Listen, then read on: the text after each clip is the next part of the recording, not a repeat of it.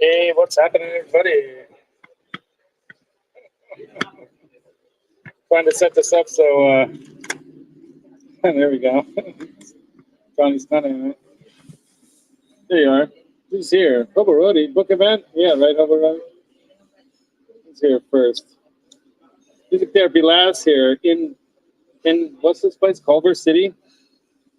Culver City, California. Laz and Johnny Beane here at the Culver City, what is it? Jack Frost?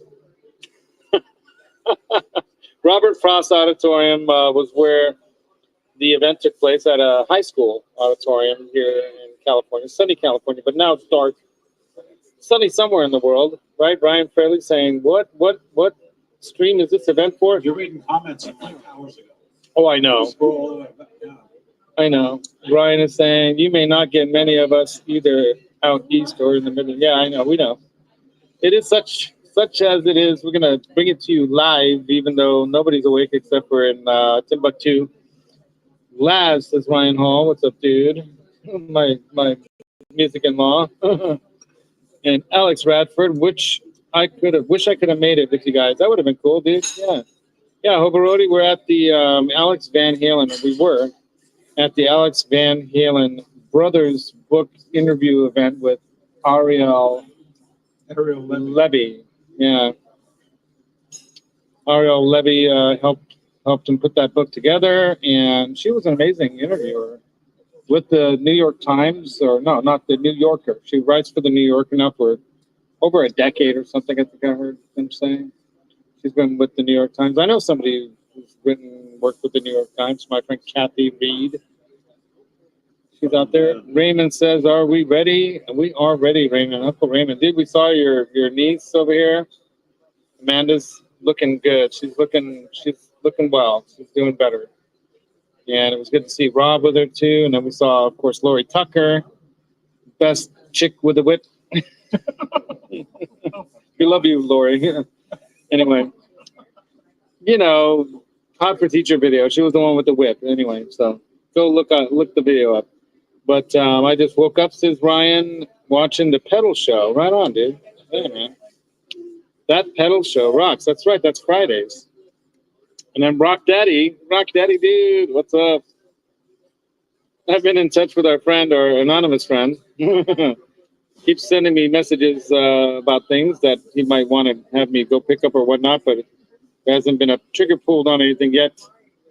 So let me know about that. You know who you are. And that's the bottom of the chat so far. We got 7 people actually in here. Johnny Bean's feeling sick. What did you eat, Johnny? What is that? Oh my God! Don't die on me. Don't die on me, dude. Chicken tenders and fries. That can't be all that bad. I had a more dangerous plate of food. I couldn't finish it all. It's way too sweet for this late at night. But I had breakfast for dinner. That's right. Oops. Thank you.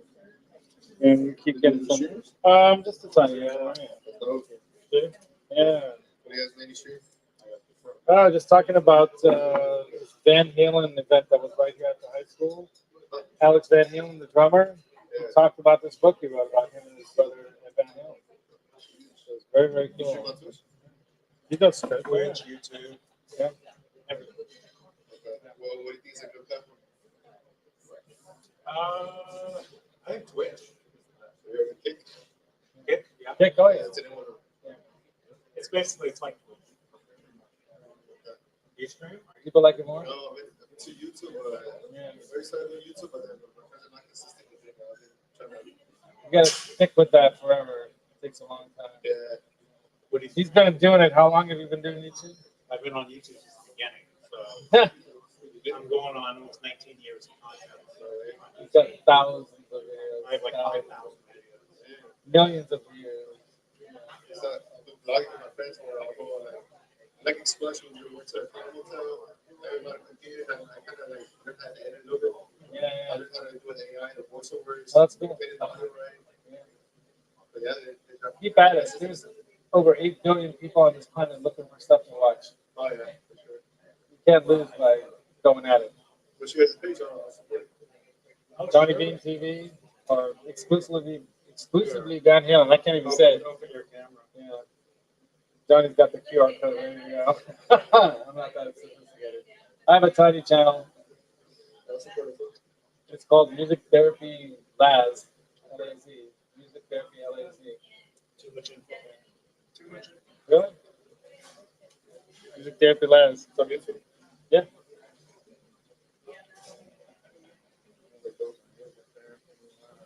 What do you mainly focus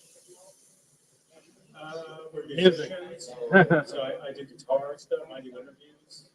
I interview people. Do talk shows. Yeah, I just did a thing about it. We're live right now. Look at We're that. live right now. Yeah. Um, In real life stuff. IRL. I do video gaming stuff on Twitch. I go to conventions. I was at TwitchCon in Vegas, walking around live. Yeah, it's being streamed in Denny's, man. Check it out. Denny's. How do I show it? Denny's? Oh, Only music. I'm a shirt. Yeah, IRL Denny's. IRL stuff. I'm wearing my Mammoth shirt, of course, supporting the family. The next generation of Van Halen music, right? Yeah. All right. Bragging about Johnny. This is being streamed in Denny's, yeah. Well, of course I brag about my friends. And Rock Daddy, what's going on? Yeah, so what can I tell you? So I'm supposed to tell you guys about what happened there, right? So there is some video and pictures that we took of the event. They allowed filming and everything, so not everyone went crazy with their phones holding in. You know, people were getting into the intimate conversation that was going on between Ariel Levy and Alex Van Halen. Alex was an awesome, just being himself. You can see that all the years have definitely, you know, honed a wise man out of him. He's never wasn't wise. He was an intelligent, I think one of the most intelligent musicians or people in the music industry in the sense. Smart guy. You can tell he's not some dumb guy. He's a smart guy. And yeah, they made the best of their lives together as musicians, but without Ed around, you know, it's not the same. But I think he's kind of coming to grips with it from his conversation and listening to the audiobook on the way. We got through 6 chapters of the audiobook. Yeah, and the Magic Man, I'll send him a link if he's up, but I think he's going to be working early, so I didn't send him a link. But I could send him a link. I can't recall if I did or not. I might have. I don't know. But yeah, if you're in the chat, Brian, if you want to come on, that's cool. What can I tell you guys? But it was an intimate conversation. We were roughly, you know, 30 feet away from him in like maybe the 10th row back. Oh, yeah. So dead center, you know, in a real good location. John. And we've got a couple hours, well, an hour and a half drive to Marietta, where we're going to be staying at the hotel somewhere down there. Undisclosed location, right? And then we're going to meet up with Gary Buchnoff or G. Buchnoff. I think it's Gary, right? Or is it Gene? I don't know. I always mess up what the G's for. I don't. Is it Gary, Gene, or George, or Grayson? No. Anyway, if I were anywhere near Los Angeles. Yeah, dude, obviously. We drove down from the Bay Area for this. Hey, what's up, Martin? Martin. Look, there's me. There's Johnny Beane right there. Some guy took a picture of the entire crowd. Oh, that's good. There's me standing there. Right on. Yeah. Show it to the audience. It's my backpack. That's like the first picture or the first video that I have you in. It's just like that. The back of Johnny's head and his backpack. Anyway, oh, you're on your way to work. Yeah, you will be lurking. Yeah. So you'll be interested in hearing some of this. I mean, yeah, there you go. There he is. Yeah. Very candid conversation with some really cool questions from the audience. One of the questions that I didn't hear answered was, is there going to be a second book? And Did somebody ask that? That's something that I think you had, that somebody in an interview asked that too, that you have talked about, like one of the conversations, or one of the, I think it was the Billboard magazine one, maybe. I think yeah. But I don't know what the answer to that is. But he definitely is wanting to do music. He wants to put together some of the music that Alex Van Halen, Eddie Van Halen, and Alex Van Halen what they were working on. I think he's pretty closed, it seems to me, from my perspective, closed to doing any of that with Dave or with Sammy. He didn't mention them outside of his respect for Dave and what he meant to the band early on. He spoke quite a bit about the early years and them making the band what it became. He feels their best music was done then, and that 1984 was the pinnacle of it. What's up, Metal Hippie? Dude, Jeff. Yeah. And I think that the bottom line for him is that he feels that there's music there that he wants to get out, and he'll use AI or get Robert Plant or whoever he can get to sing on it, you know, try to put it together off the tapes and whatever they have. And only if it's at the high level that Ed, that Ed would be happy with. Yeah, it was a creative peak, right, Ryan? Even though I think they reached a different kind of peak with Sammy. I mean, they did have #1 hits and stuff with Sammy. I think that there's that truth. That's true, but that's more popular rock in a sense. Maybe their individual peak as a band, what they did was more unique to the world at that time, right? There was nothing like that when they first hit the scene. Whereas later on, it's not like anyone else sounded like them, but there were so many copycats by that point too that it wasn't maybe as easy to differentiate themselves from other bands at that time. Maybe that's just my perspective on it, but yeah, when if they had a better manager, but even then, Sammy's manager who came in with him to the band did a good job. I think they did some good work. Yeah, keep things from simmering over internally with Dave. It's interesting because in the book, and Alex reads the book, so we listened to the audio book on the way up or on the way down from San Francisco, and one of the things that Alex talks pretty candidly about is how he's still pissed off with his brother about doing the Beat It song with Michael Jackson, and how he thinks that really lit the fuse for the band to blow up. Yeah. Yeah, you can't write off the years right after 86 at all. You cannot. Yeah. What's up, Lewis? Uncle Raymond's telling the truth. Yeah, man. So the bottom line is that they really were, the two of them, they were the heart and soul of that band. I think Alex was really the driving force of the band as a leader and decision maker to some degree, even through all the drinking and partying. Like they talked quite a bit about, 8 times in rehab and all this and that. They dealt with that, the handshake with the devil kind of crossroads reference that he even spoke about in the show. That you make a deal with the devil in the sense when you become a celebrity or you become famous or you make it big. And so there's that, Should we take you guys with us on the drive? Yeah, we're going to do that. Let's do that. We're going to hit it. Yeah. Oh, no, you're not feeling good? What about that last piece of chicken tender there? That doesn't even look like a chicken tender. Oh, my God. I'm having coffee because it's late and I got to drive a couple hours, or an hour and a half. But, there were some really, really great quotes out of that interview. And I know there's going to be a version of that up, right? You said something about People have the option to purchase a live or a stream of that with the book too. With the book too. So I wonder if that's separately purchasable.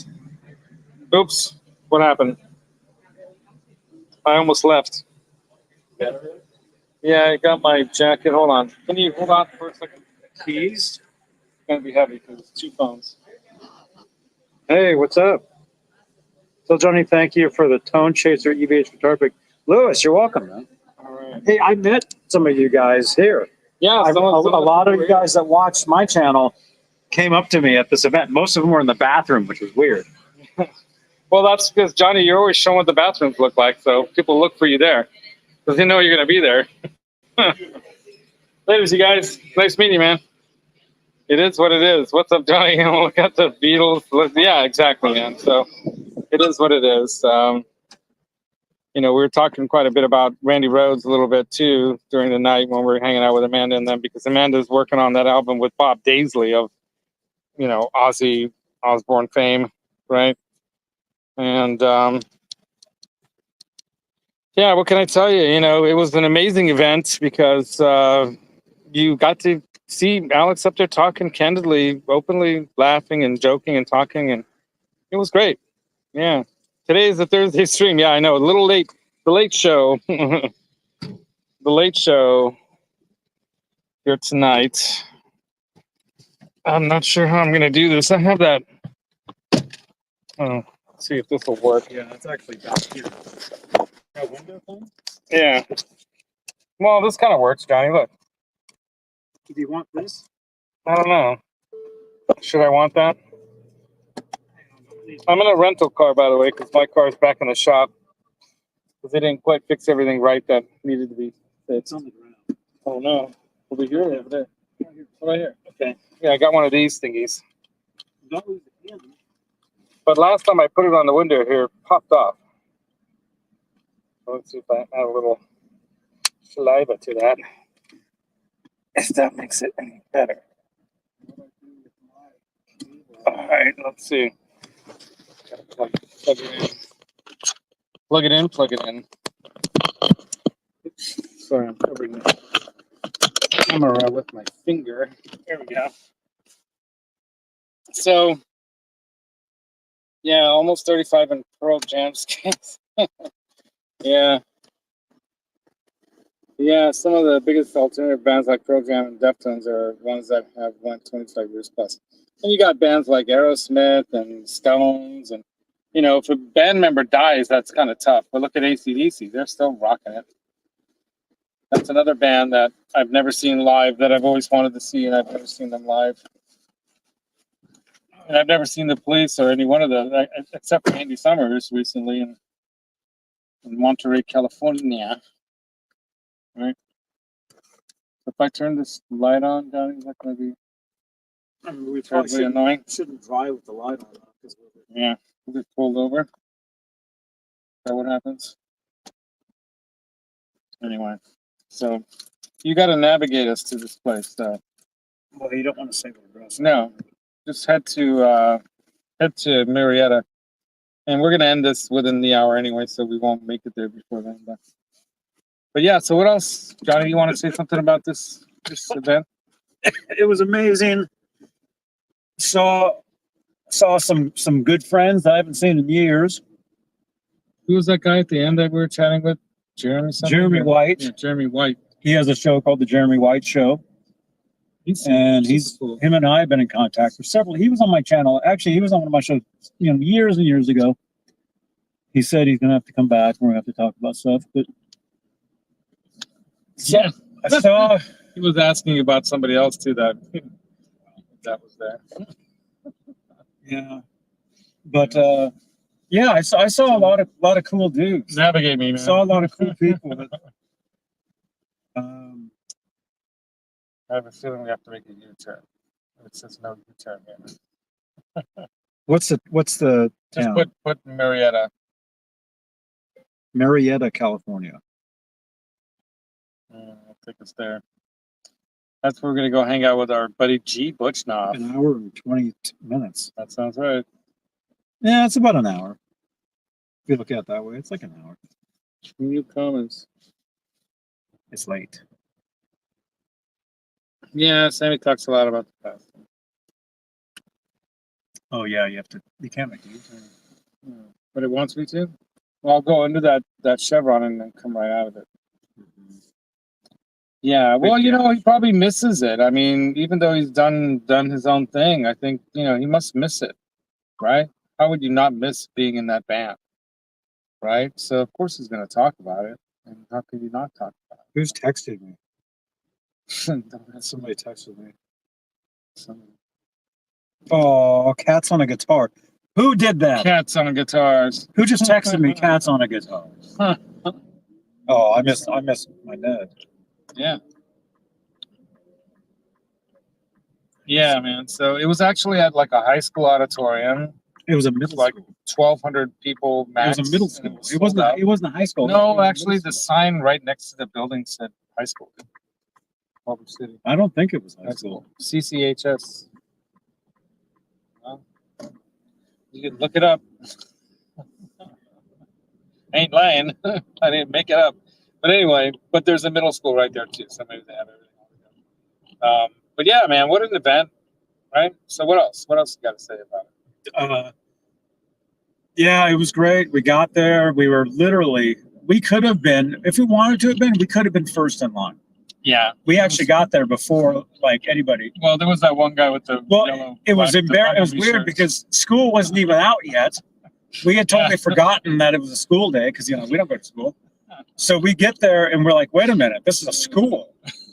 And you got these like creepy guys walking towards the school and I Van don't know Halen why you shirts say creepy, just because they're old dudes in Van Halen shirts. walking There was towards the nothing school. creepy about those people. They were just walking anyway. So it's like, wait a minute. So we could have been first in line, but we decided to go eat some salads. Yeah, it was pretty good. So At Denny's. and then we ended up standing in line for like 3 hours. But keep going forward or left? Keep going straight. You'll go Right. left on Sepulveda. Do I kind of go kind of straight, right? No, I'm going there. That's your choice. I think I got to go this way. Well, I'm still kind of thinking about it, Johnny. I know you were wanting one bed and 2 nights, but Well, you said, what, is it 2 beds or one night or one night and 2 Johnny's beds? I'm like, I'm well, like, I booked a place that's got 2 beds for 1 night. Johnny's like, well, we could book it either for 2 beds for 1 night or 2 one beds, bed for 2 2 beds nights. for 1 night, 2 beds for or One one bed night for or 2 nights. 1 bed for 2 nights. And I'm like, well, I'll be on the fucking couch. That's all I have to say. Oh my God. That's funny. Yeah. So what else about the event, Johnny? So we Tommy's met big people. hamburgers. We met Oh man, people. dude, Saw I met a people. bunch of people. A bunch of people came up to me that watch my channel and stuff. I saw was some cool. guy. I'm sorry, I don't remember your name, dude. But some guy came up to me. He's like, "Laz." I'm like, "Hey, what's up?" And I'm like, God, I'm trying to. Quite Thanksgiving. But it could have been Colonel Mully from Japan just to meet up with Alex, but it wasn't. But it was some big dude like that. Yeah. Cool. Oh, we got stories to tell though, man. I mean, driving down the whole way pretty much, we were listening to the audiobook. It's like a 6-hour plus long audiobook. Yeah. So there's still a couple hours left. We're in like chapter 6, halfway through. Yeah, we maybe. can drive back. Yeah. And there was a lot of really cool stuff in there, and I really appreciated hearing him talk about where their work ethic came from, from their dad and their mom, who were really you're supposed to go that way. Well, now you tell me. Go right on Slauson. It's funny. Why I isn't know your all these Siri street talking names right because I listened to LA talk radio at home for years. That's all I listened to. So when I hear traffic, all I hear is Slauson and Sepulveda. Like I know all these streets. Sepulveda. Yeah. Sepulveda. Yeah. Sounds You want to like I go haven't left done on that. Jefferson, Sepulveda. and then you'll take a left Sepultura. on 405 South. Anyway, I can't read the chat because I took off my reading glasses to be able to drive. Oh, shit. Oh, That's weird. Suddenly heard flashing lights, and I'm like, whoa. We are in Los Santos, you all, just so you know. It can be dangerous around here. So which way? You keep go- going straight. The second light, go I go left, right? Second light. So we're not far from Santa Monica. Try to there. Yeah. But here we are in Los Santos, driving. It's pretty scary. You guys want to see it? Let me flip the channel thing. How do I do that? I can't see it. I'm at a red light. You guys want the camera on us talking, or you want it on Los Santos while we talk? You pick.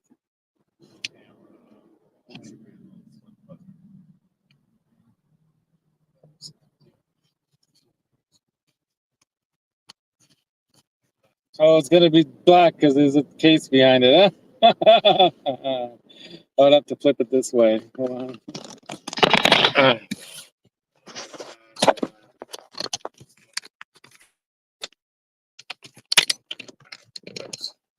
There we go. The dash of the Crash the Nissan Rogue that we're driving in right now. All right, so you'll get on this. All right, we're on it. Oh, there we go. Take East 105 to the Boardwalk. The GTA wasted music comes in. I don't know why this thing's. I listen to Channel X when I play GTA. That's my favorite channel, the punk rock channel. I listen to that. The rap channel. No, you don't. You listen to Taylor Swift's country channel, the Swifty channel.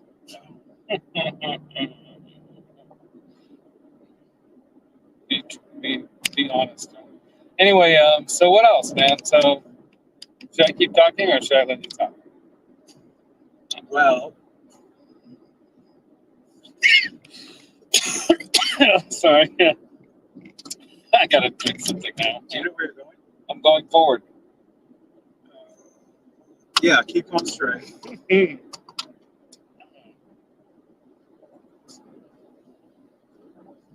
All right. So talk, Johnny. Tell us stories. I'm trying to figure out where we go. Does it tell us what You the want to next take exit is? 105?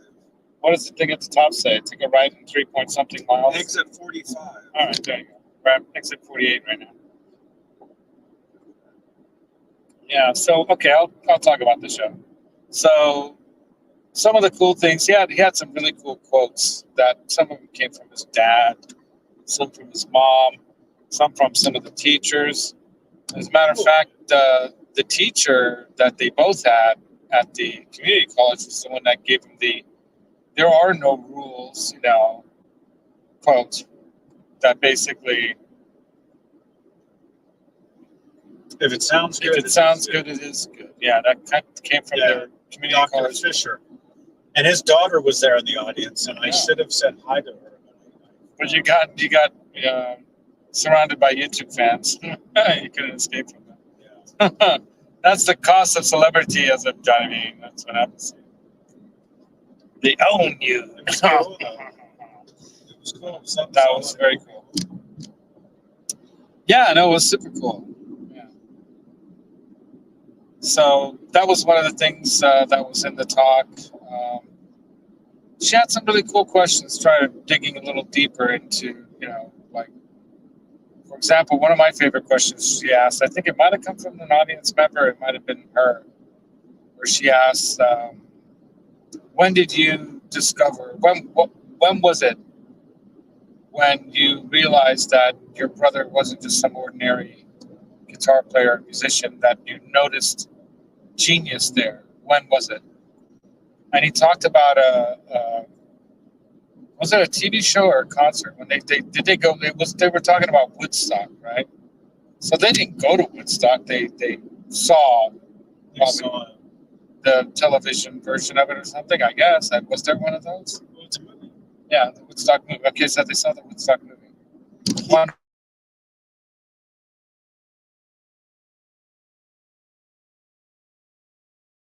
They talked about seeing that, and who was the player that he talked about that was playing really fast and very difficult stuff? Players.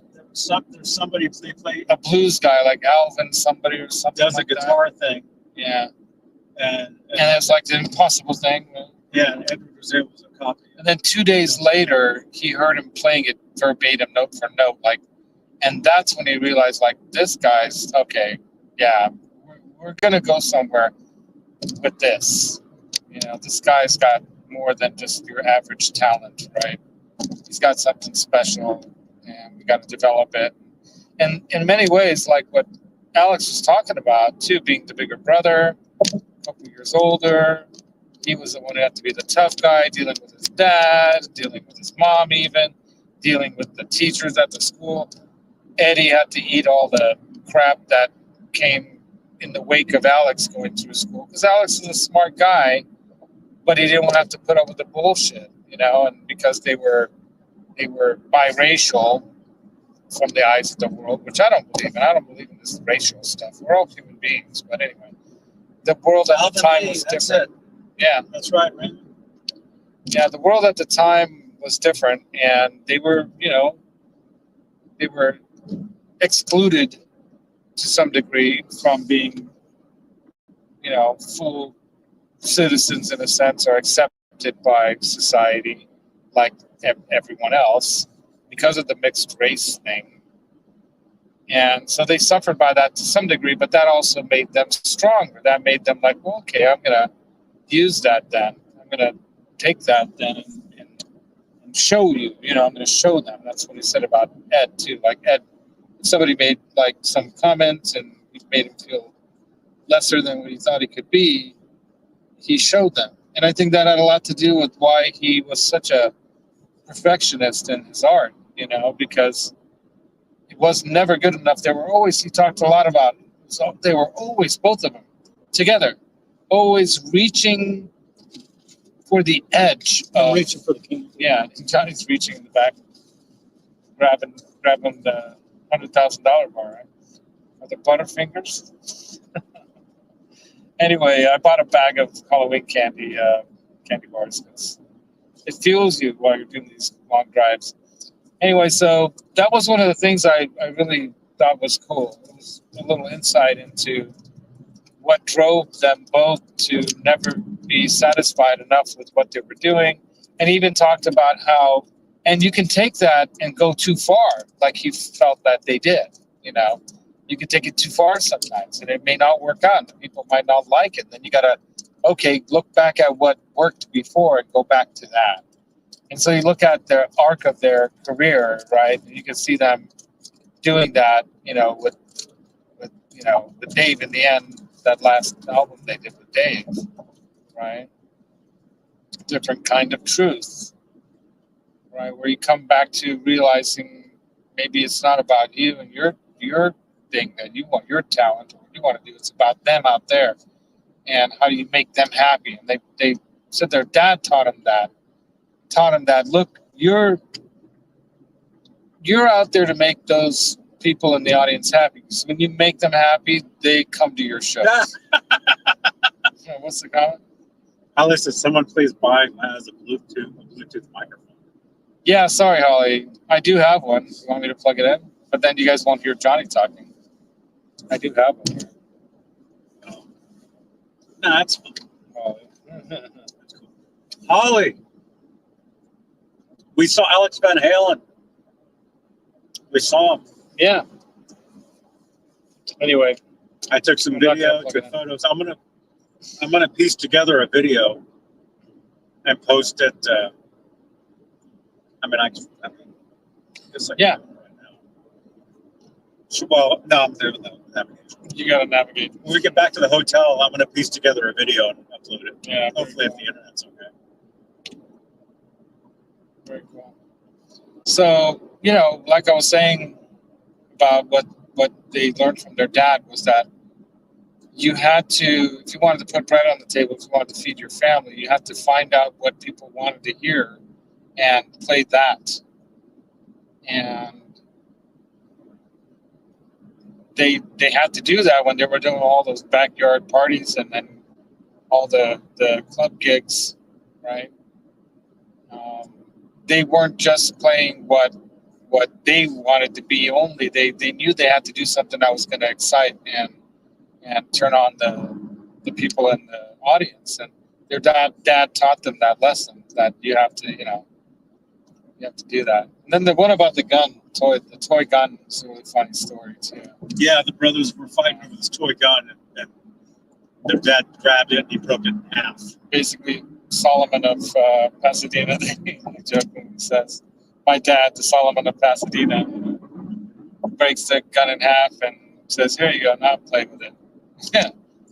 Now you got nothing, You can have one of something you share, or you have two of nothing.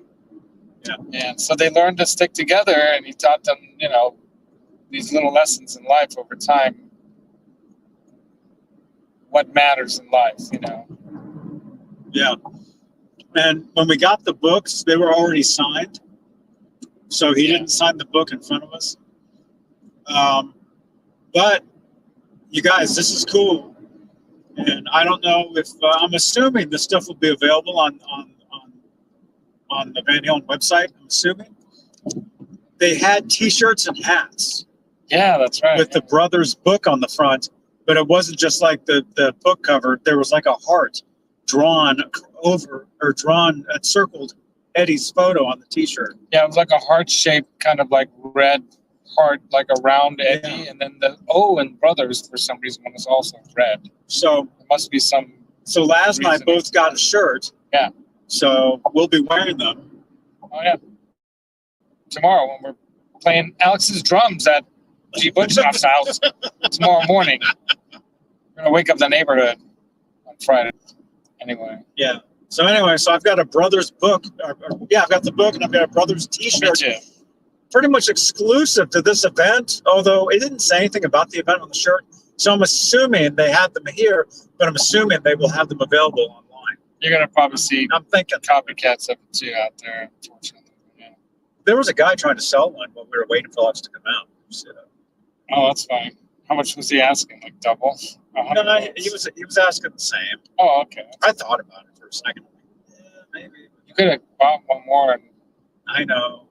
I probably should have done like giveaways. Anyway. But like I said, though, they'll probably be available online. And the thing is, if I really try, I could probably get it. Yeah, we met some cool people in line too. That was that guy Patrick. That guy. Those rocker dudes. What was that other guy's the guitarist? The guy in the black leather jacket, really dark hair. What was that guy's name? I don't remember. Yeah, we met some cool people. Those guys were super cool. And then we met that guy from Sweden. He came all the way from Sweden for the weekend just to be here for this. That's amazing. I think he came the farthest out of everyone we heard. We heard people that were at the New York book signing event showed up for this here as well. Yeah, and no, this wasn't a signing, so we did not get to meet Alex. No, we didn't get to meet him. It was just us basically waiting in line to go into an auditorium and then just see Alex talk on stage, and then that was it. Which was so cool. Oh, it was amazing.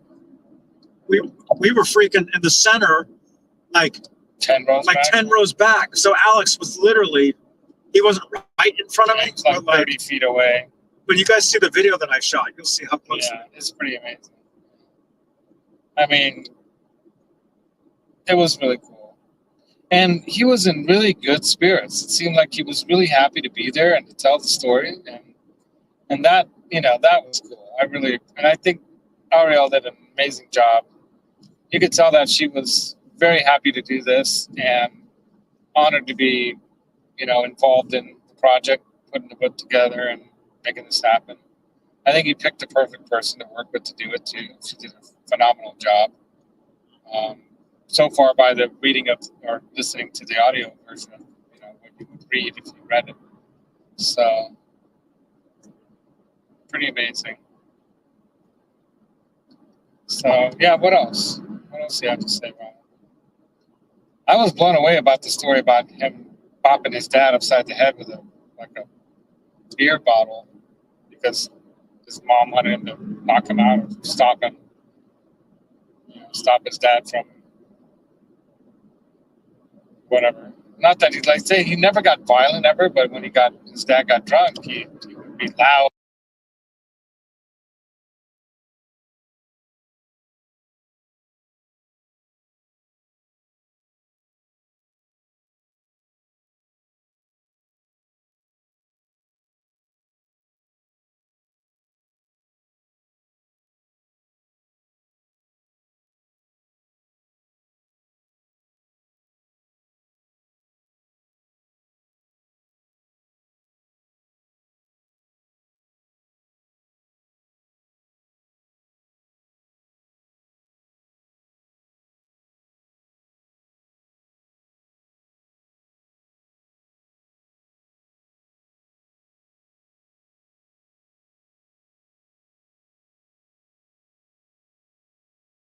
Turned off for a second. You guys back?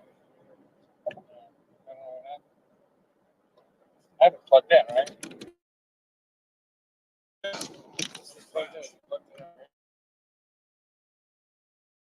All right. That made it Probably better. the signal. Right. So it could have been the signal, yeah, but the screen went black, which is like weird. Anyway, but I don't know what you guys didn't hear, but the mom was kind of like the authoritarian of the house. She forced him to take piano lessons from some guy who whacked their hands with the ruler and stuff. So hard one time that Alex's fingertip, like nail came off or something, right? His thumbnail. His thumbnail. Brutal. The brutal lessons. And man, there's just, I don't want to give away everything, you guys.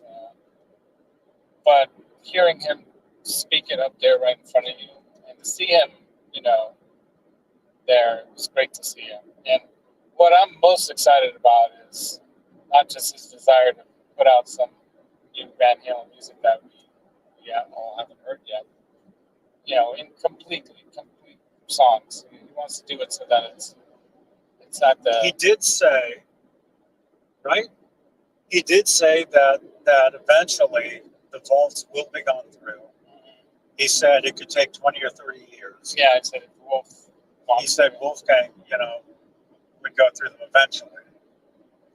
But then he did say that he does have a piece of music that, what did he say? He said he has a piece of music that they were working on, and he said something about it, and that he had said that he will work on it. Is it the one that he has only released some parts of, the beginning parts of that? No, because that's the song that came out. That's the song that was on the website. Did that song, was it a complete song that came out, or was? Yeah. Okay. Well, there's no singing on it. Yeah, there's no singing. But it's complete. It's 6 minutes. I've heard that one, yeah. But he did say that he does have a song that they've worked on, and he said something though. He said something like it's, I don't know. He said that he had swore that he would work on it and put it out. He did say that something, right? It was towards the end. Yeah. Of the thing. Yeah. Yeah. But it's interesting because the song that he did recently put out, which is, you know, unfinished, was actually inspired by a classical piece that was his dad's favorite song. Yeah, we And didn't it know was that. An unfinished piece that other classical composers had to complete for the composer who originally wrote it. And I'm trying to remember the name of the 605 South. Yeah. On the right. We gotta get to the right. So, Don't crash into anybody. oh, shit, now you tell me. Don't hit that No, car. I'm not gonna make it. We're gonna have to do U-turn. You could have, No, not with that big truck behind me to the right. but he's.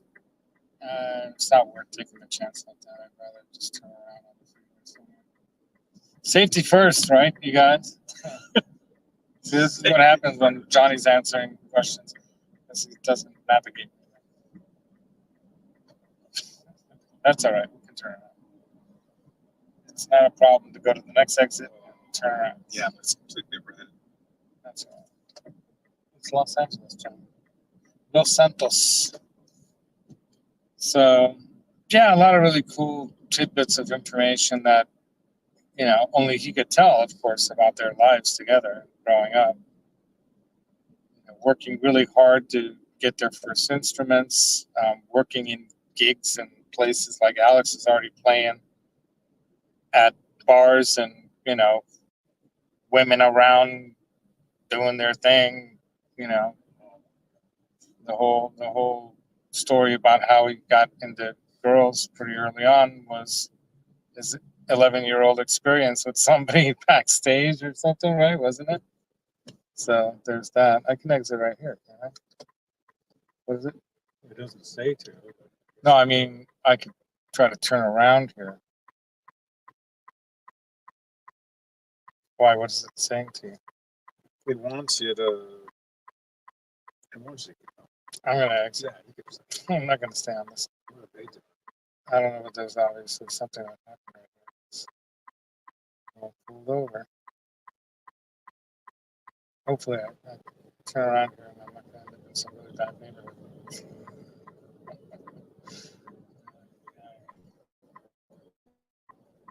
What does it say now that I've exited? It doesn't know because It the doesn't know. picture It's confused. Siri, get it together.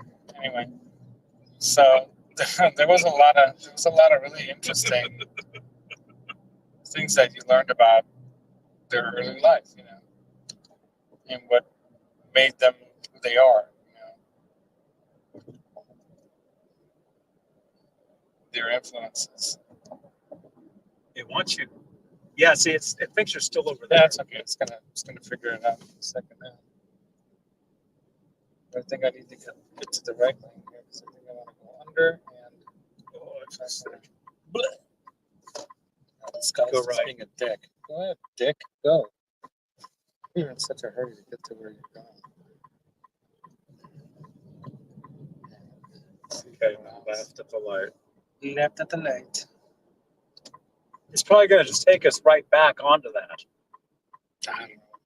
We'll be going round and round for a while. It's going to go around. It's going to take you exactly back to where we got off. Didn't they say Warren DeMartini was here? They said Warren DeMartini was in there somewhere. We didn't see him. They said he was in there. Yeah. We saw what's the guy? The manager. I don't know. You know, Van Halen's Urin Azoff. We saw him. I saw him walk in and sit down. Oh, that's the one that he was showing that book. He had a book that has a bunch of Van Halen.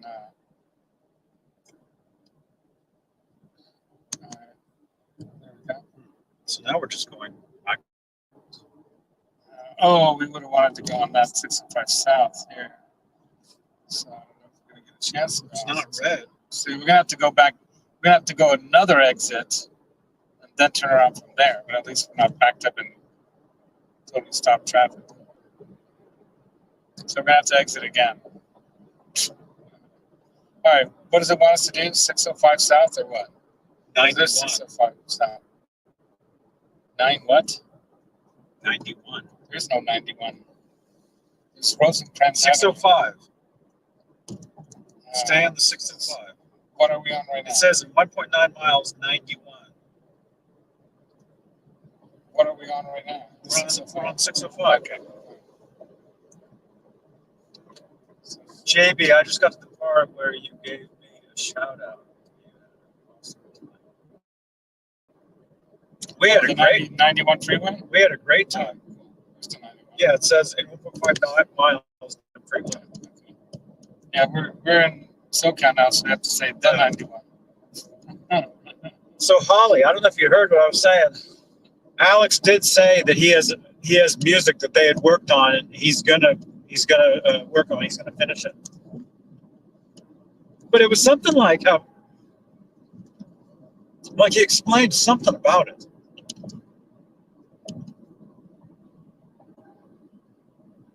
And as far as the vaults, he said it could take 20 or 30 years for them to get into those vaults.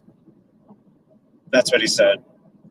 He said Wolfgang will get into them eventually. If he wants to. That's kind of what he said. I mean, he's doing his own thing, you know.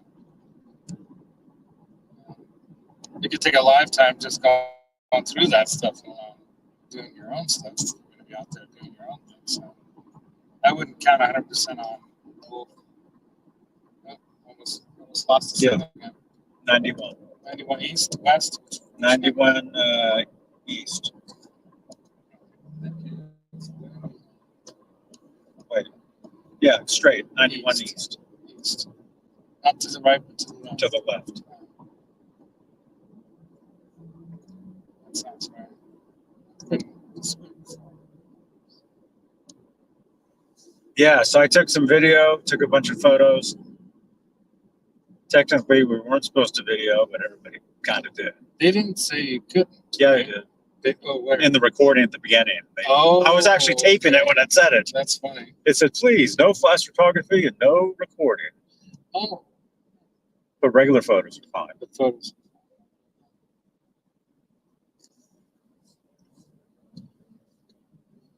Yeah, so it was, you know, and he got a little spirit.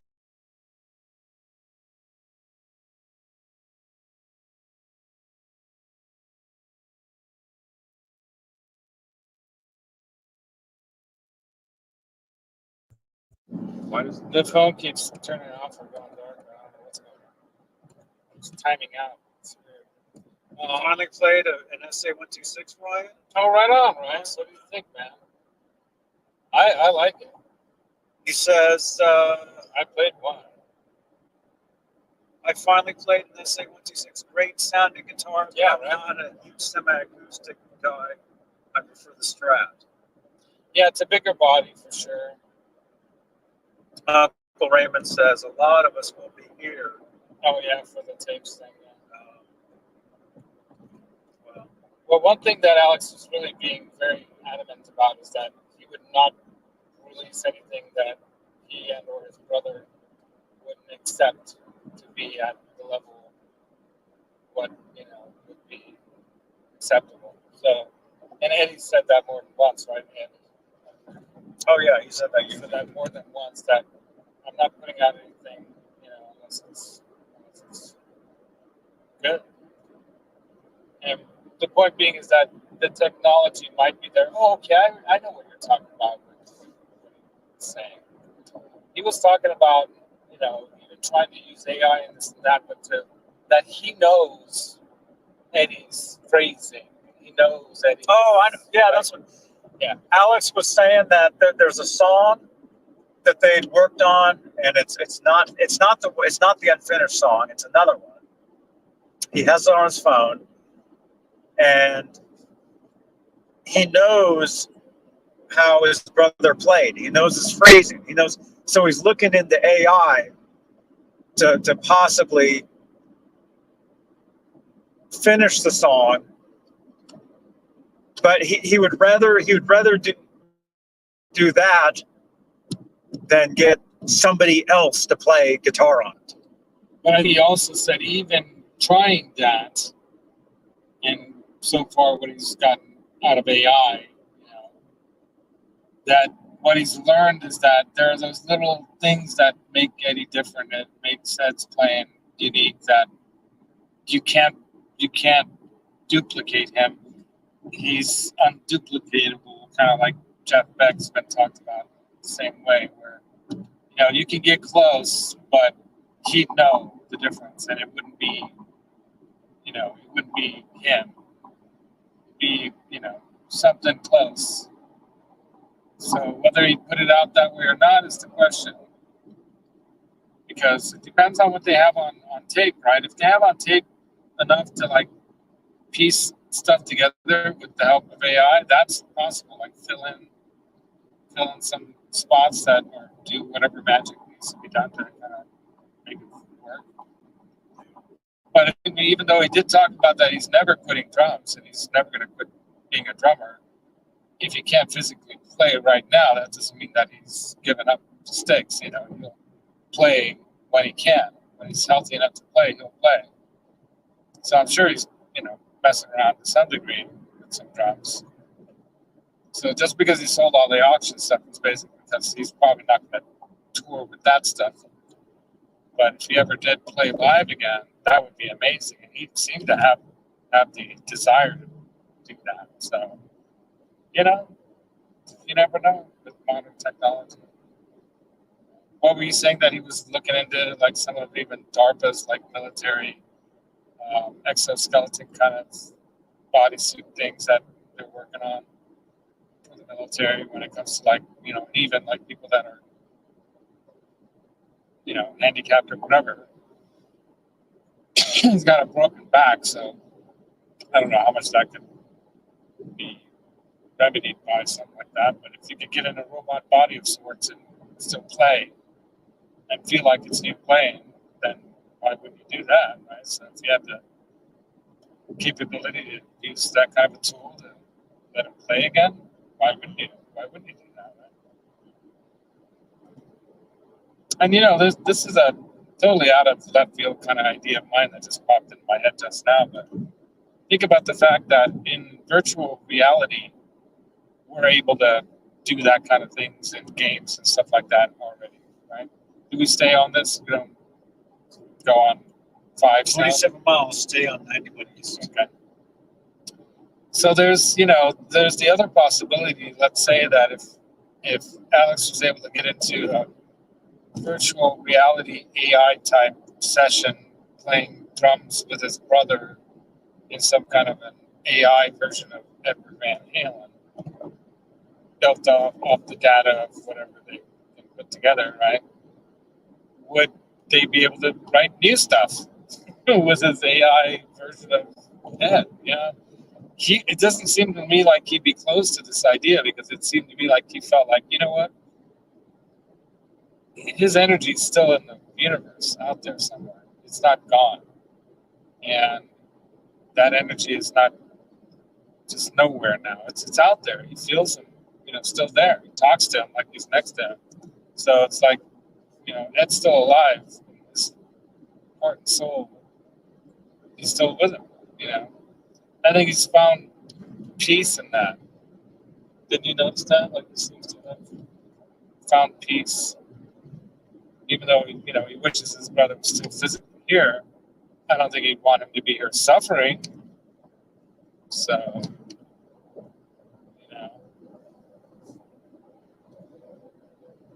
But for sure, he seemed pretty at peace, even though, some moments, I'm sure he has moments when he's pissed as hell, like he said at the end, the end of the book, if he was here right now, what would he do? Like, I'd kick his ass. Right? That's how they ended the time. Yeah.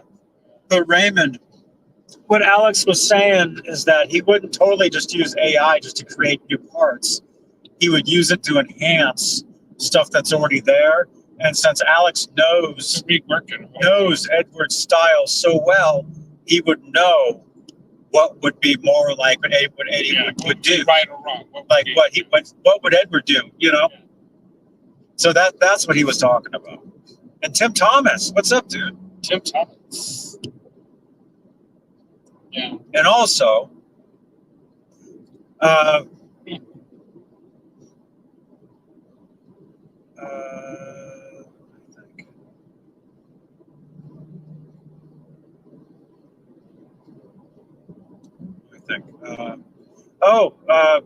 Amanda was saying, we saw Amanda, talked to her for a few minutes.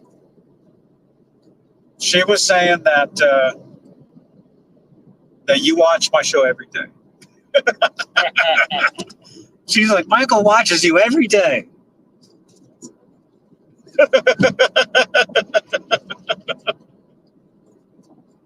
She was like, he calls me. Yeah, it was great seeing her. We saw her and Rob was telling me, dude, anytime we want to go down to Bad Cat. Yeah. He said anytime. Just give him a call. He'll set it up. It's like anytime. Yeah, that'd be cool. Just come down. I mean, I figured NAM time, but he said anytime. I was telling him I'd love to get one of the Jet Black amps. That'd be the one I'd get, the Jet Black. Because it does metal, but it also has a killer clean too. So it's great amp. well, he did say it would be 20 or 30 years before they went through them. But he didn't exactly say it that way, dude. He said to go through all that would take like 20, 30 years. And, he said maybe Wolf will do it, kind of like that. Maybe. If it ever gets done, it would be... What's $100,000? No. It's a crunchy caramel chocolate goodness kind of feel like. If you like Snickers, it's not quite a Snickers, but imagine a crunch mixed with caramel and like a cookie thing. It's really good. How do you like it? $100,000. It's pretty sweet. Yeah, well, that's the caramel and the chocolate, and the crispy, crunchy, like whatever's in there. Your phone's got to turn off again. Oh my God, it's got to turn off again. All right. It's not like that. It starts getting darker, right? And, you know. So yeah, we're driving to Los Santos. I'm sure this is real exciting for the viewers. Not. Oh my God. But yeah, it's about the conversation. So what else? What else, John?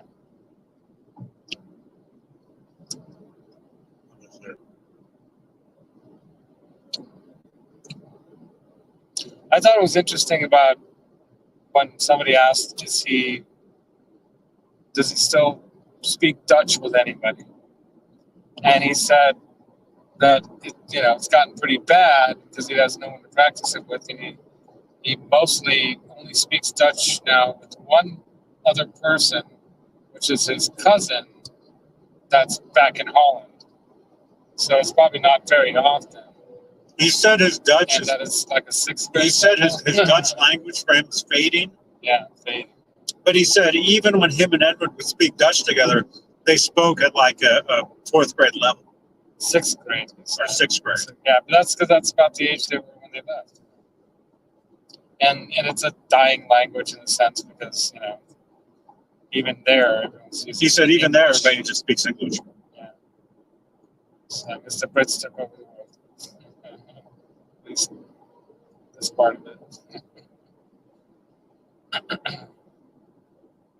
Putin's still not speaking English. Anyway. And he did throw a little something out there politically too, but I won't get into that. He did make kind of a political comment that, we ought to be connecting and not dividing. So instead of finding reasons to separate, people from the flock of Americanism or the world, instead of dividing and being about division and anti-immigration and all this stuff, he's like, what the hell? But he did say back in his time, if you did come here, it wasn't easy. It took 2-3 years to go through the process,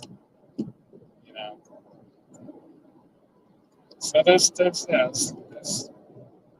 were a lot of really interesting things that he had to say. And a lot of funny moments where he was, sincerely, openly laughing at moments, recollecting on things that they went through in life together. It was fun to.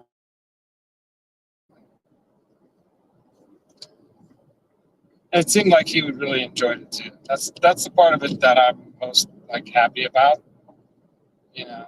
Oh yeah. He really was enjoying being up there and telling everyone the stories that he had to tell. He was happy to tell the stories. Just the 91. This is the 91.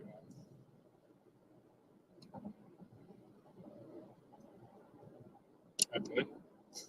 I think that's just like a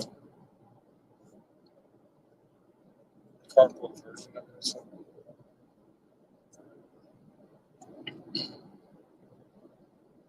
I recognize being on this highway before.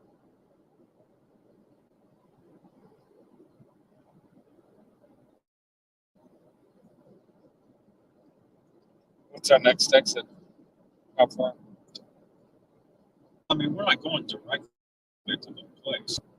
I don't have any idea which side of the town. That's fine. We're not even through Corona, California yet. So, right? So, how far does it say we are? Like in minutes? 40 minutes. Yeah. So we'll end the show by then and then really look it up. So does anyone have any questions in the chat? Maybe that's something we could throw out there for you guys. Like, is there anything that you guys might want to know? Did he talk about? He didn't talk. He talked a little bit about Dave and the early days, and how much he brought something to the band that Alex and Eddie both agreed. They both always had to agree on everything. That was also interesting. Anything that they decided on, they both either had to be 100% in on it, both of them, or if it was just one of them wanted to do something but not the other one, then they wouldn't do it. And that's why he's still so pissed off at Ed about the Michael Jackson thing, because that was probably the first time Ed did something that Alex didn't agree with. You know, and that was kind of like the beginning of the end in a way. Eddie did a lot of stuff. Yeah. He did a lot of stuff. It's interesting to learn now that Alex didn't like it. I didn't know.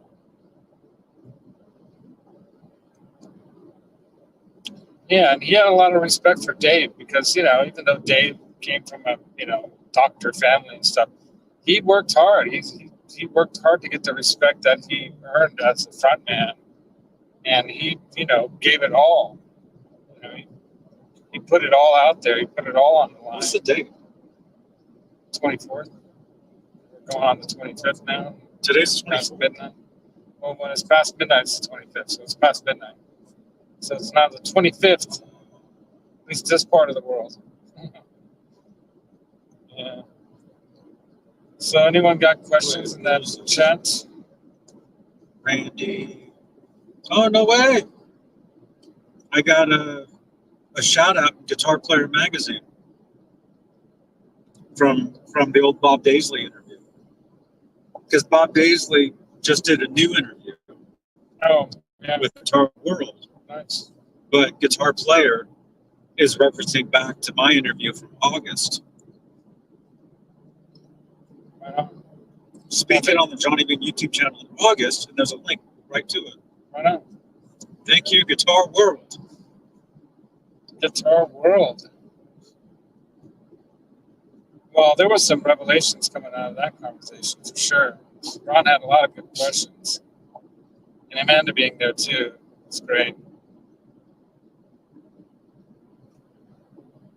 Is Alex involved with the EVH gear thing in any way?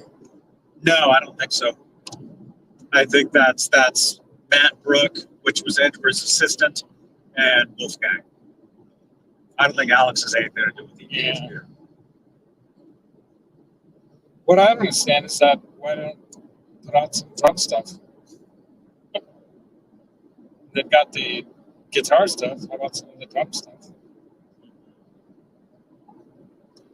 And I guess you can buy some of his signature stuff from Ludwig, right? Like the cymbals from Paste. From Pasty? Paste. Or is it Paste? Paste.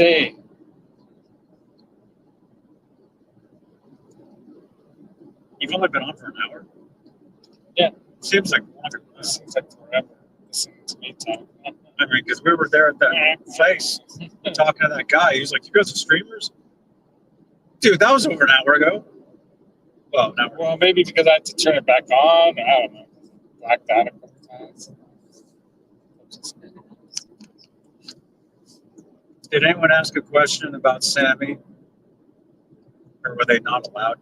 Well, nobody asked questions. It was basically she read some of the submitted questions and then she had her own questions. So the audience didn't ask any questions. Yeah. It wasn't like, you, sir, in the back with the red flock. Yeah.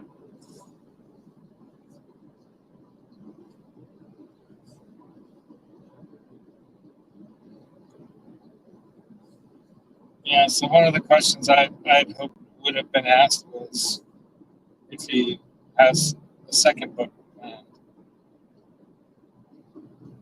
But it doesn't seem like it. I'll throw this out there. I don't think he's going to write a second book. I don't think he cares to tell the story of the rest of the Van Halen band. It almost seems to me like, that was the pinnacle of their created success in some ways, he was saying, right? It sounds like that's where everything, as far as he's concerned, that was like where everything ended. And I don't think he When wants Rod to- left. Yeah. That's what it seems like to me. But who knows?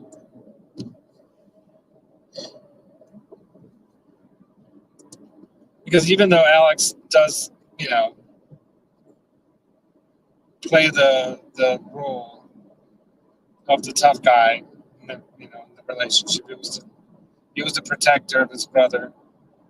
He was the leader of the band and decision making and things for the most part. But they agreed on things together. And, you know, even like when Roth was saying, no, you know, turn away from the band. He's like, no, our dad said you never turn your back on the audience. Okay, they're going to steal your ideas. So what? You know, but we're going to be the first ones doing it. You know, and yeah, I think they had a reference, if you want to call it that, for the audience out there, right? They had a reference for the fans. They wanted to give them 100% and let it be whatever happens. Let it be. Like he said, he says, and we won, right? Didn't he say that? Something like that. When we won, we did it. We made it. We did it our way, kind of. It's an kind of thing, you know. And even though they knew they were being screwed when they were signing that first contract, you know, they knew they had to do it. They were hungry for it at that point. You know, they put so many years into the band, into their music, and just, you know, take no prisoners, kind of, you know, assault on the world with their music. And the story about the Gazzari Day, I'd never heard that part of that story too. That was the guy's name who was the owner of Gazzari, said that, no, you know, if you play anywhere else, you never play here again. That I was shocked to hear, because it's like, wow, you know. And then they had to make a decision at that point to whether they're going to be a top 40 band playing covers for the rest of their lives, like so many other musicians, you know, need to put that food on the table, you know, or they go for broke and they just go for it, you know. And they were always clawing at, you know, the next level, whether it was in their own sound, like they called it. He didn't call it tone chasing, he called it sound chasing. Chasing their sound. It's like their dad chased the perfect, in his mind, the perfect clarinet sound, you know, carving and creating his own, cutting his own reeds, shaping them, hardening them, making them, you know, vibrate just right to where you got that more woody tone compared to the classy tone of a lot of other clarinet players, you know, sax players, you know. And that's where the Brown sound really came from. Their dad's, I guess that Edward probably and Alex too both got that perfectionism of wanting to create that perfect sound that they have in their head. And that's why they weren't happy with Templeman. Templeman, you know, put them out into the world with his production of their music, but in their mind, they didn't quite achieve, you know, the sound of them live, the feeling of it. To him, it was a lot about expressing the emotion and seeing that the audience is feeling it too. And he wasn't that was another thing I was shocked to hear. Really interesting stuff, you guys. Alex was saying that he didn't like the first recording or the next one. He really didn't like it. He didn't feel like they really captured the band the way he wanted it to be captured. The drum sound sucked, he said, you know, he didn't like it. Not until 1984, basically, he said, until they were able to do their own thing out of the 5150 studio, right?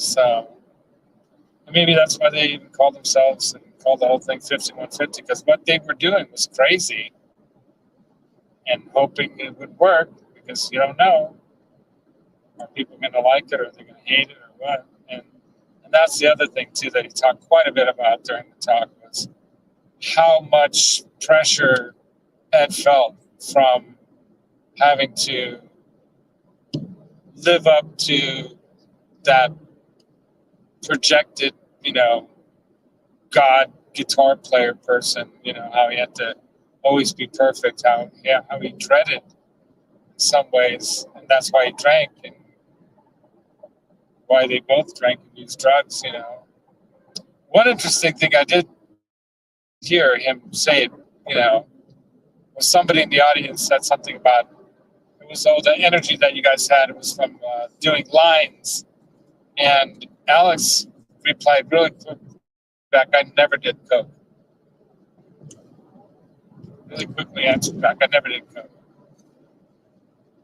So he said he never did it. So that's a lot of times, especially in the era of the 70s and 80s, right? That was the drug of choice for most people. He drank and used other, they microdosed or dosed. They drank and smoked plenty of pot, I'm sure. But yeah.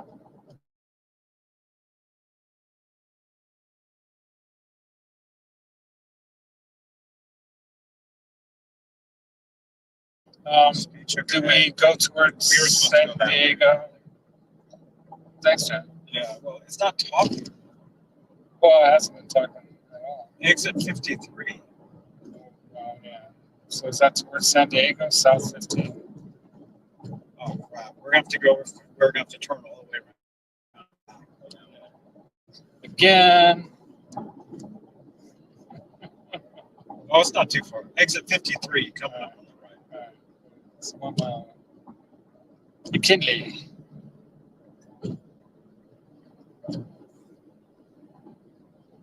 So anything else? Any more questions from the audience here? How many people are watching that? 10. That's not bad. Middle of the night.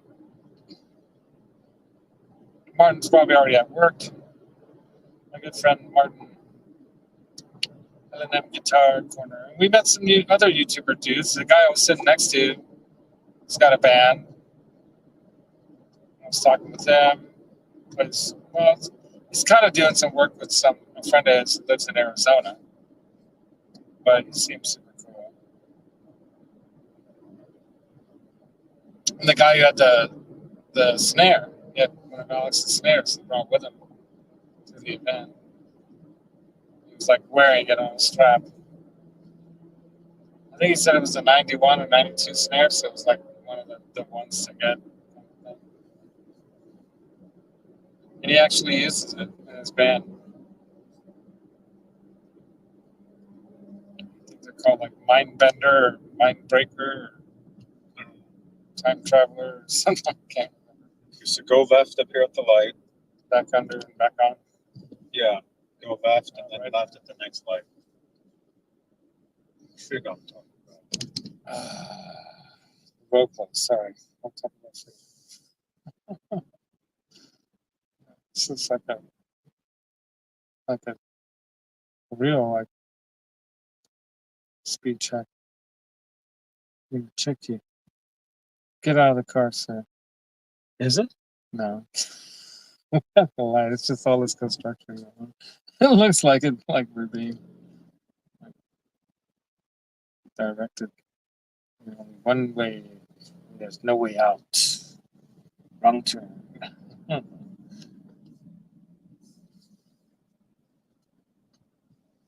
right, so left. Light.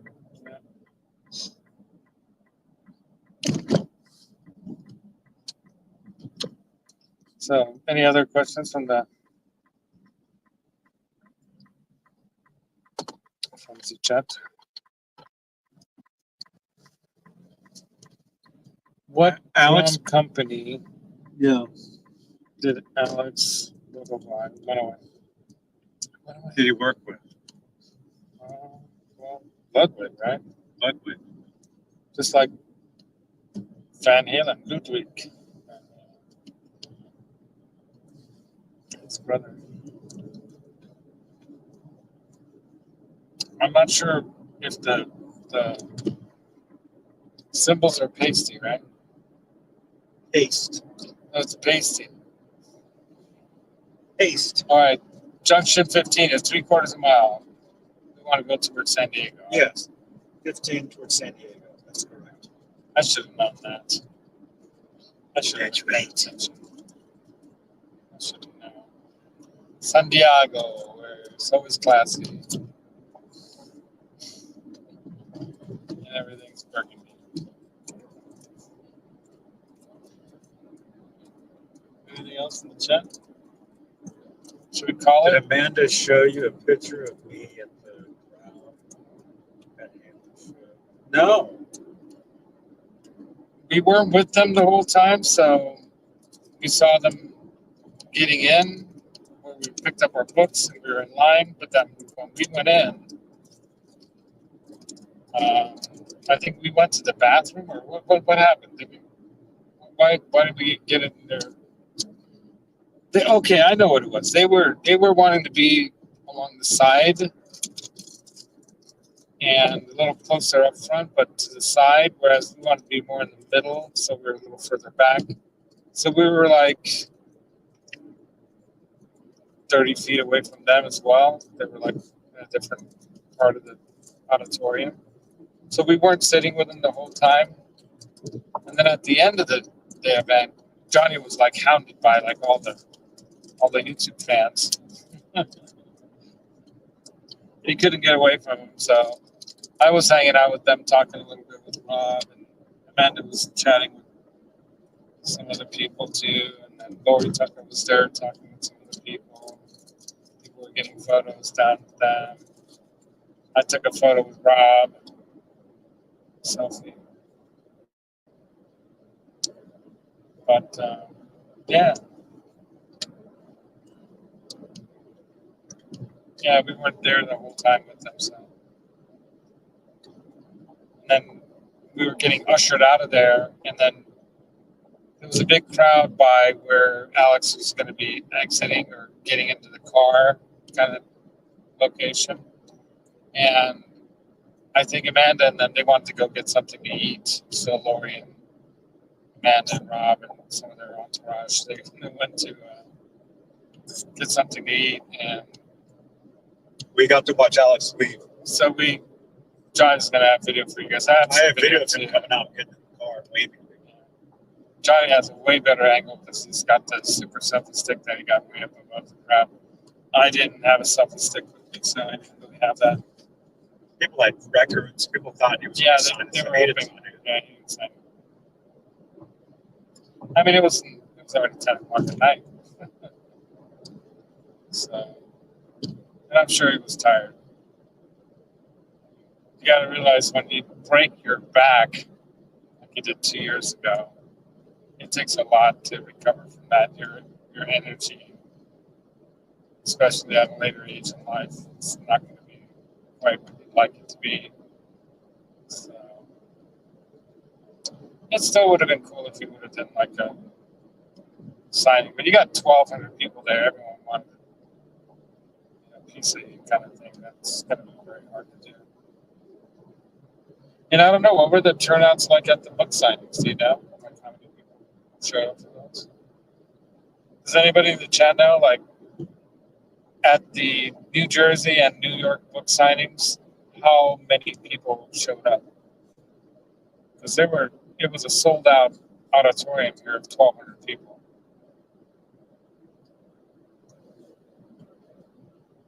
I think even this one could have been bigger. Because there wasn't an empty seat in that place, was it? It's like totally packed. No, I didn't see any empty seats.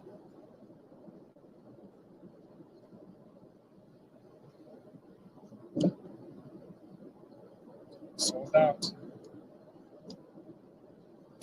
Oh, yeah. And I bought 2 tickets thinking Laz would use one of them. So I have an unused ticket. You do have an unused ticket.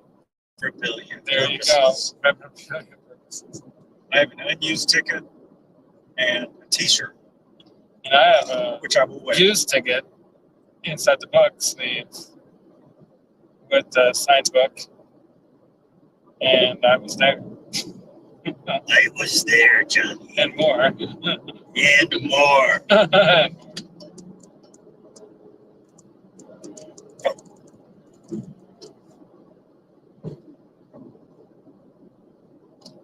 Yeah, it was pretty cool though, man.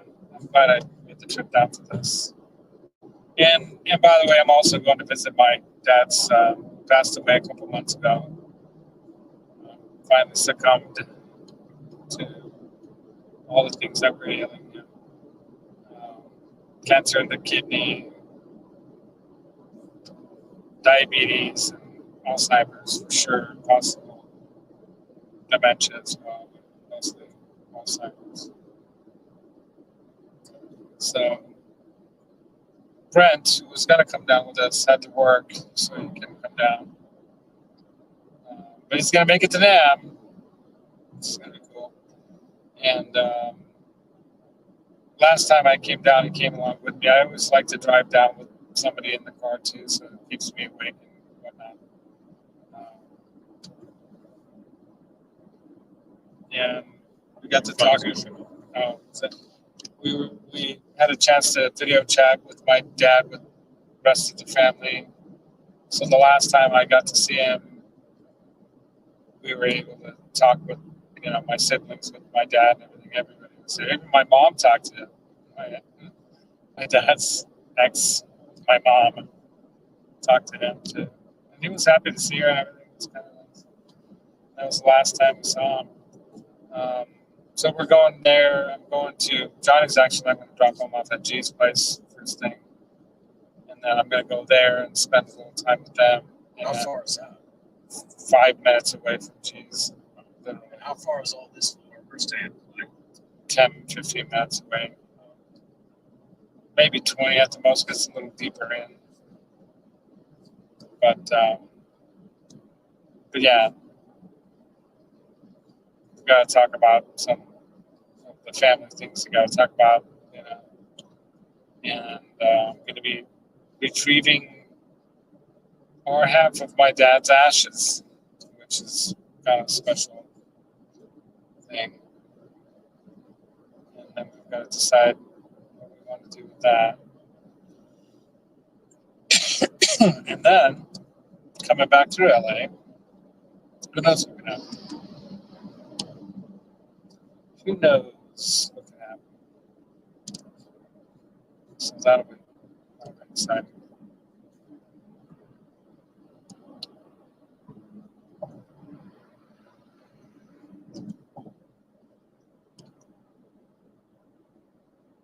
So yeah, I don't know. Should we end it? What do you guys think? Should we end the show? Is there anything else you guys want to talk about, or questions? how exciting is this drive? How exciting is this dark view driving down the highway? Can't see anything. Los Santos at night. We're making a delivery. Actually, we're going to pick up my dad's ashes tomorrow. It's going to be an all-night haul. So, yeah, I guess that's it, man. What do you think? Is Chris King here from Facebook? Who's on Facebook there? I see somebody from Facebook. Is that Chris? Chris King from Australia. Australia. Otisburg. I guess that's it. If there's any other questions, any last second questions, and then we're going to end the stream. Otisburg. Otisburg. It's a small place. It's a small place. Otisburg. Australia. Yes. Is that guy still alive? Lex Luthor. Yeah, I think. Gene Hackman. Gene Hackman. I He's don't like know about that guy. Is he really? I don't know. Dick Van Dyke is like about to turn 99. Is Dick Van Dyke still alive? Yeah. Oh my God. Jeez. He's like 98. And he's still like singing and stuff. That's awesome. See, music keeps you alive forever, you guys. Do music. dance with penguins. Yeah. But that's like penguins. Well, I think we're going through Corona right now. It says 18 minutes. Yeah. Stay on 15 South. But we need to put in the address of like the place. We got to keep going because you only put in Marietta, right? Yeah. But we've got to go to Temecula, which is below. Yeah, Brent didn't go with us. Yeah, Brent didn't make it with us. He had to work. Otherwise, it'd be one bed for 3 nights.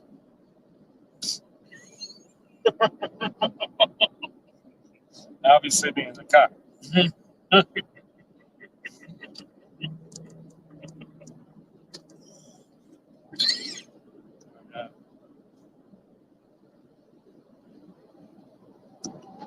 Yep. Any last minute questions? Is that it? Should we call it? Chat, what does the chat say? Johnny's yawning. According to Andy Summers, Johnny's also now old. So it's all over. That's funny.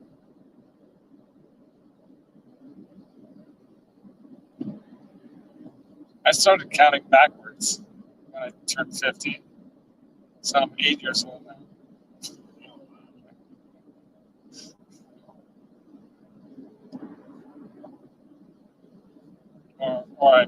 Or 42. I'm going backwards then. Let's start over at 50. 8. That explains my behavior. All right. Well, I guess that's going to be it. I'm going to say, I'm going to hit that end button. Bam, da, da, da. Yeah. I'll upload a video talking about the event. I mean, I kind of want to. I want to wait till I get home to really do it professionally, but that won't be till like Saturday. What's tomorrow? Friday. Saturday. What's today? Night. Today's Friday. It's already Friday. So when I wake up tomorrow, it'll be Friday. No, you're gonna wake up today and Friday. So when I wake up, You're going to sleep on Friday. I've been up since 5 o'clock. Friday. I'm so tired. I'm tired. Yeah, we'll see what happens. Maybe tomorrow I'll piece together. I mean, it sounds like I'll have some time. Sounds like I'll have some time to do stuff. So depends in the afternoon. So maybe I'll try to piece together some sort of video. But of course, I'll do a proper thing when I get home. And those videos are doing really well. Thank you guys again for watching. Yeah, great videos, by the way. Keep it abreast of the latest on this book and all this news. Yeah. And thank you again, Guitar Player, for referencing again. I'm gonna have to say Guitar Player. Thank you, Guitar Player. Thank you, Guitar Player. Which is going to go only online from now on. Well, that's where we are. Yeah. Pretty much everything's online. There it is. Oh, by the way, for those who don't know, spoiler alert, if you saw my Instagram, MusicTherapyLaz Instagram, I have a very rare piece of Distortion Plus pedal hardware made by MXR that's black with white polka dots on it. That's right. I don't know why I like saying that. That's right. I've got the Randy Rose Distortion Plus pedal in studio to Fly Pickle Productions Studio A. Sitting up there on top of my JTM 45. Studio A.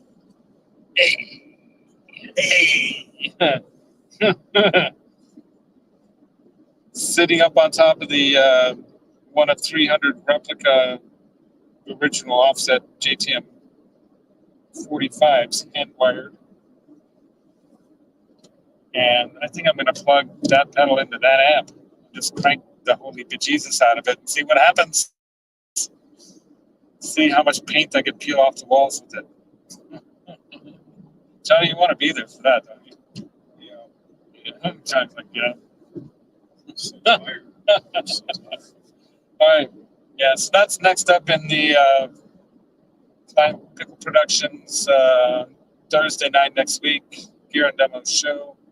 Sunday, I will be doing my Music is Therapy show, talking probably about this event and some of the really cool things that Alex had to say about experiencing music from childhood through his entire life, music through the lifespan, from the mouth and eyes and heart and soul of one of rock and roll's greatest bands, if not the best band in the world, Van Halen, right?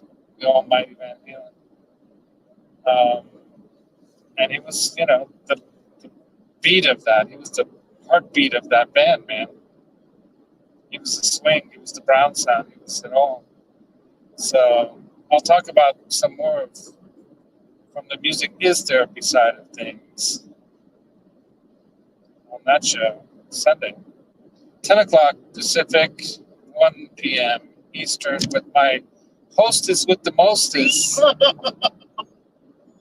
Janice from La La Land Lala, who might get her package by then. Who's my intern. Johnny Beane's intern. I actually told somebody in line that I had an intern, but they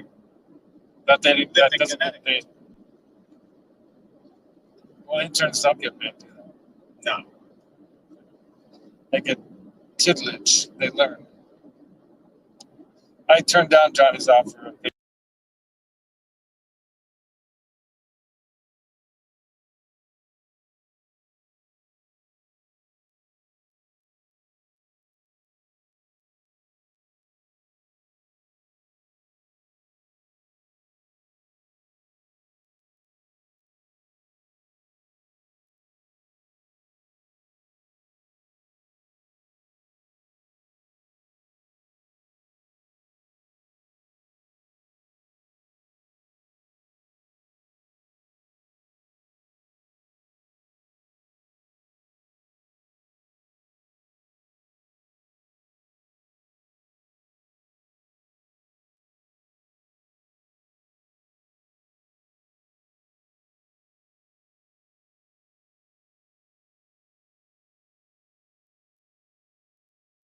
Oops.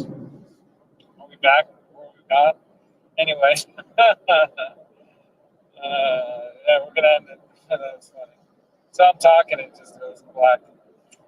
But yeah, we're going to be doing the record day thing on November 4th. What else? What else is coming up? We're going to do the Randy Rose thing. I got to get somebody into that studio that can play some Randy Rose. I got to learn some Randy Rose. That'd be cool. And what else? Yeah, I'm excited. I'm excited to hear some new Van Halen.